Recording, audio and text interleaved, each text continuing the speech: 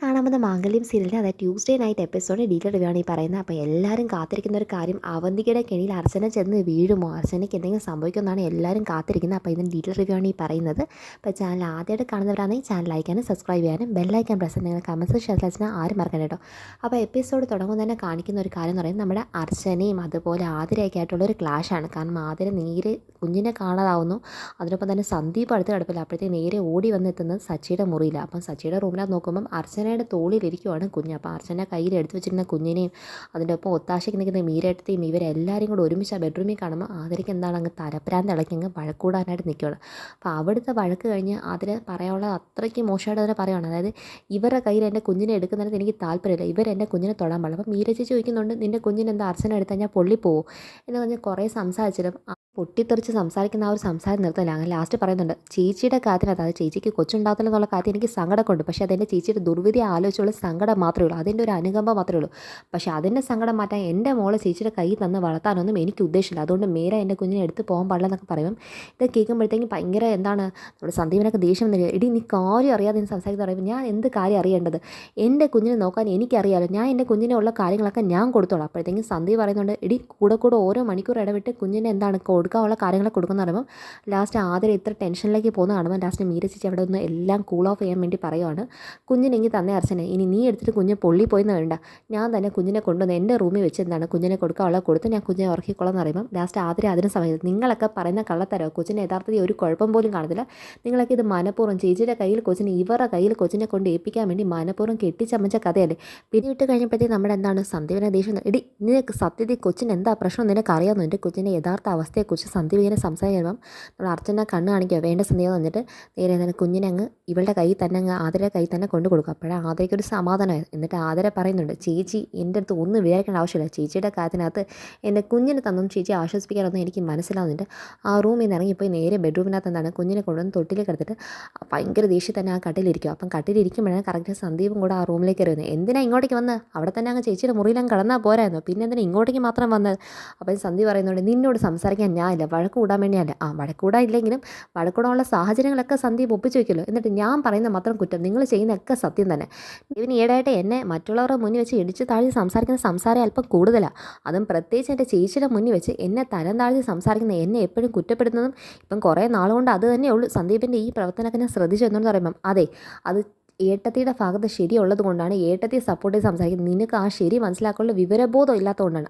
ഞാൻ വിവരം ഇല്ലാത്തവളാണെന്നല്ലോ എന്നൊക്കെ പറഞ്ഞാൽ ആതിര ഭയങ്കര ഹൈപ്പർ റൈസ് ചെയ്യുമ്പോൾ ആതിര ലാസ്റ്റ് പറയുകയാണ്, എനിക്ക് ചിലപ്പോഴൊക്കെ സംശയം തോന്നാറുണ്ട് സന്ദീപ് യഥാർത്ഥ വിവാഹം കഴിച്ച് എന്നെ തന്നെയാണോ അതോ ആതിരയുടെ ഭർത്താവാണോ അർച്ചനയുടെ ഭർത്താവാണോ എനിക്ക് സംശയം തോന്നാറുണ്ടെന്ന് പറയും. സന്ദീപിന് അതും കൂടെ ആകുമ്പോഴത്തേക്ക് ഭയങ്കര ദേഷ്യം ഒന്ന് അടിക്കാനായിട്ടും കൈ കൊടുത്തു. അപ്പോഴത്തേക്ക് എന്താണെന്നറിയോ ആതിര പറഞ്ഞു, എന്തിനാ നിർത്തിക്കളഞ്ഞ, നിർത്തണ്ട, ഒരെണ്ണം ഞാൻ എന്നാലും പ്രതീക്ഷ തന്നെയാണ് ഇരിക്കുന്നത്, അല്ലെങ്കിൽ ഇത് നിങ്ങൾ എനിക്ക് തരുമെന്നുള്ള കാര്യം അറിയാം, അല്ലെങ്കിൽ ചേച്ചി പറയുന്നാലും നിങ്ങൾക്ക് വേദവാക്യം എന്ന് പറഞ്ഞിട്ട് കുറേ പറയുമ്പോൾ ആ സന്ദീപ് പറയുന്നത്, നിനക്ക് കാര്യങ്ങളൊന്നും അറിയാതെ നീ കിടന്ന് സംസാരിക്കുന്നതൊക്കെ ഒരു ദിവസം നീ ഇതിൻ്റെയൊക്കെ യാഥാർത്ഥ്യം പഠിക്കും. ഇതിൻ്റെ സന്ദീപ് എന്താണ് ആ ടോപ്പിക് അവിടെ കൊണ്ട് അവസാനിക്കുന്നത് കാണിക്കുന്നത്. പിന്നെ കാണിക്കുന്നത് നമ്മുടെ നേരെ സന്ധ്യനാണ് കാണിക്കുക. അപ്പോൾ സന്ധ്യയെ കാണിക്കുന്നത് മറ്റൊന്നുമില്ല, സന്ധ്യ എന്താണ് സന്ധ്യയ്ക്ക് ഒരു കോൾ വന്നുകൊണ്ട് ഇന്ന് എന്താണ് ഡ്യൂട്ടിക്ക് വരുന്നതെന്ന് ചോദിക്കുമ്പോൾ ഇന്ന് ഡ്യൂട്ടിക്ക് വരത്തില്ല, കാരണം എന്താണ് അതിൻ്റെ ഓർമ്മ ദിവസം എന്നൊക്കെ പറഞ്ഞിട്ട് സന്ധ്യ എന്താണ് ആ ഒരു ഭയങ്കര ഒരു സങ്കടത്തിൽ തന്നെ ഇരിക്കും. എന്നിട്ട് സന്ധ്യ ചെയ്യുന്ന കാര്യം അബ്ദുൽ ഖാദറിൻ്റെ ഷർട്ടൊക്കെ എടുത്ത് നോക്കുമ്പോഴത്തേക്കും അവിടെ ഒരു പത്രം ഇരിക്കുന്നതാണ് കാണുന്നത്. അബ്ദുൽ ഖാദറിൻ്റെ ന്യൂസ് വന്ന ഒരു പത്രമാണ്, ലാസ്റ്റ് ന്യൂസ് വന്ന ഒരു പത്രം. ആ പത്രത്തിലേക്ക് ആദ്യം എന്താണ് അബ്ദുൽ ഖാദറിൻ്റെ ഫോട്ടോ ഒക്കെ നോക്കി സങ്കടപ്പെട്ടുകൊണ്ടിരിക്കുന്നത് ഒരു ഭാഗം കാണിക്കുന്നുണ്ട്. പിന്നെ കാണിക്കുന്ന സച്ചിയും അർച്ചനയും സച്ചിയുടെ ഫാമിലിക്കകത്തുള്ള ബാക്കിയുള്ളവനകത്ത് അത്രേ വന്നിട്ടുള്ളൂ, അല്ലാതെ മറ്റാരുമേ ഒന്നുമില്ല. സ്വന്തം ചേച്ചിയായിട്ട് പോലും നമ്മുടെ ആദര പോലും വരാൻ നിന്നിട്ടില്ല. പിന്നെ മാഷും കമലെടുത്തിയും അനൂപും അതുപോലെ തന്നെ മീര ചേച്ചി എല്ലാവരും കൂടെ ഉണ്ട്. അപ്പോൾ എല്ലാവരും കൂടെ അഹമ്മദ് കബീറിൻ്റെ മുന്നിൽ ഇരിക്കുവാണ്.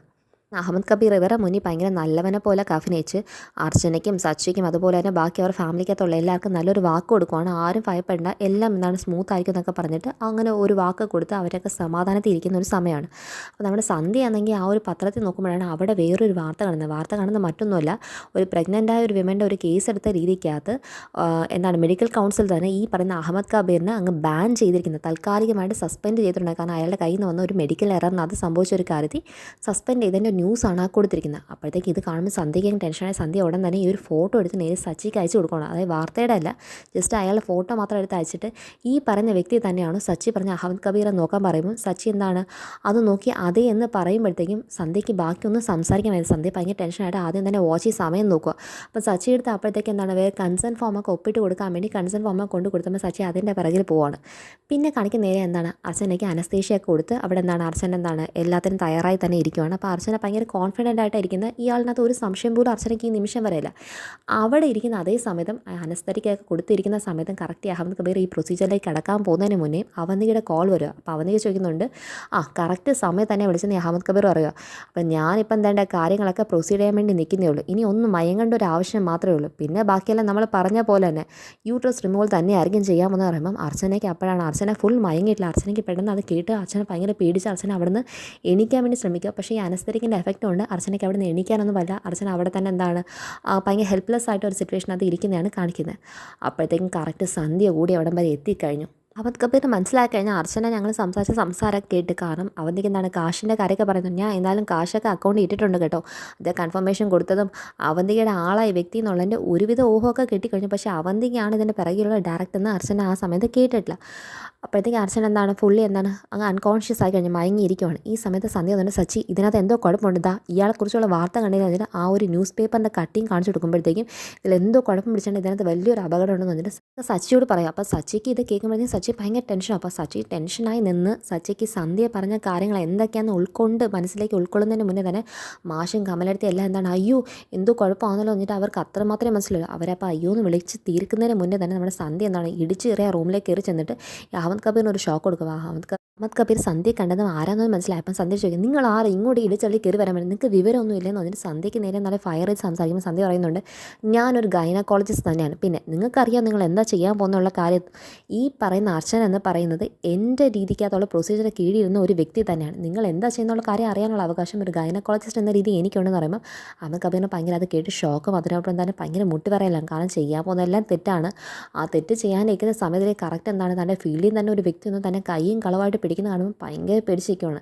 അപ്പോഴത്തേക്ക് അഹമ്മദ് കബീറിന് ചോദിക്കും ഇത് എന്തിനു വേണ്ടിയായി ചെയ്യുന്നത് ചോദിക്കുമ്പോഴത്തേക്ക് അഹമ്മദ് കബീർ ഒന്നും വേണ്ടില്ല. അപ്പോൾ ആ മൗനം കൂടെ ആകുമ്പോൾ സന്ധ്യയ്ക്ക് ഭയങ്കര ടെൻഷൻ ആകുമ്പോഴത്തേക്ക് അവിടെ നിൽക്കുന്ന ബാക്കി അസിസ്റ്റൻസിനോട് ചോദിക്കുവാണ് എന്താണ് കാര്യം ചോദിക്കുമ്പോൾ അവർ പറയുന്നുണ്ട് ഇത് ഈ കടക്കുന്ന വ്യക്തിക്കുള്ള യൂട്രസ് റിമൂവൽ പ്രൊസീജിയറാണെന്ന് പറയുമ്പോഴത്തേക്കും എന്താണ് അർച്ചന ഭയങ്കര ഹെൽപ്ലെസ്സായ അർച്ചന മയം കഴിഞ്ഞു. അപ്പോഴത്തേക്കും സന്ധ്യയ്ക്ക് ഭയങ്കര ദേഷ്യം വന്നിട്ട് താൻ ചെയ്യുന്ന പണിക്കുള്ളതേ തനിക്ക് എന്താ ചെയ്യണമെന്നുള്ള കാര്യത്തിനുള്ളതൊക്കെ അറിയിക്കേണ്ട ആൾക്കാരെ അരച്ചിട്ടാണ് വന്നതെന്ന് പറഞ്ഞിട്ട് അതന്നെ തൻ്റെ ചെവിക്കല്ല് നോക്കിയാലും തരാൻ വേണ്ടതെന്നൊക്കെ സന്ധ്യ പറഞ്ഞ് നിൽക്കുമ്പോഴത്തേക്കും അവിടുത്തെ ബഹളം കേട്ട് സച്ചിയും അതുപോലെ തന്നെ സന്ധ്യയും അകത്തേക്ക് കയറി വരുമ്പോഴത്തേക്കും അവിടെ നടന്ന കാര്യങ്ങളൊക്കെ എന്താണ് സന്ധ്യ വിശദമായിട്ട് പറയുവാണ്. ഇയാൾ ചെയ്ത കാര്യം ഇതാണ്, അർച്ചനയ്ക്ക് യൂട്രസ് റിമൂവ് ചെയ്യാൻ വേണ്ടിയിട്ടാണ് ഇയാൾ ഈ പ്രൊസീജിയറൊക്കെ ചെയ്തത്, ഇതിൻ്റെ പിറകിൽ ആരാന്നൊന്നും അറിയത്തില്ല പറയുമ്പോഴത്തേക്കും സച്ചിയും അതുപോലെ സന്ധ്യ പോലെ കേട്ടതും അഹമ്മദ് കബീറിൻ്റെ അടുത്ത് നല്ല ചാമ്പാൻ തുടങ്ങി. അപ്പോൾ അവരെ ചാമ്പിക്കൊണ്ട് പുറത്തേക്ക് ഇറക്കിക്കൊണ്ട് വരുമ്പോഴത്തേക്കും കറക്റ്റ് എന്താണ് പോലീസും കൂടെ വന്നു കഴിഞ്ഞ് കാരണം സന്ധ്യ ഓൾറെഡി ഇൻഫോം ചെയ്തിട്ടുണ്ട്. അപ്പോൾ സന്ധ്യ പറയുന്നുണ്ട് നടന്ന കാര്യങ്ങളെല്ലാം പറയുന്നുണ്ട്. അഹമ്മദ് കബീറിനെ കുറിച്ച് മുന്നേ വന്ന ന്യൂസുകളും താൽക്കാലികമായിട്ട് എന്താണ് ICMR സസ്പെൻഡ് ചെയ്തിട്ടുണ്ടായിരുന്ന വ്യക്തിയാണെന്നൊക്കെ പറയുമ്പോഴത്തേക്കും ഇയാളുടെ കയ്യിലേക്ക് വിലം കാണിച്ചുകൊണ്ട് കൊണ്ടുപോകുന്നത് കഴിയുന്നത്.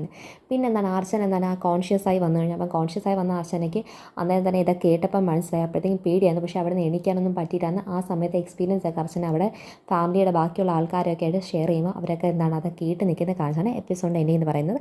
അങ്ങനെ അവന്തികയുടെ പ്ലാൻ 8 നില പൊട്ടിയിരിക്കുന്ന കാഴ്ചയാണ് മാംഗല്യം സീരിയൽ നെക്സ്റ്റ് എപ്പിസോഡിൻ്റെ എൻഡിങ് എന്ന് പറയുന്നത്. അപ്പോൾ എല്ലാവരും കാണും, ചാനൽ ലൈക്കാനും സബ്സ്ക്രൈബ് ചെയ്യാനും ബെല്ലൈക്കൻ പ്രസ് ചെയ്യുന്ന കമൻസ് ഷെയർ ലൈക്സിന് ആരും മറക്കണ്ട. ബൈ.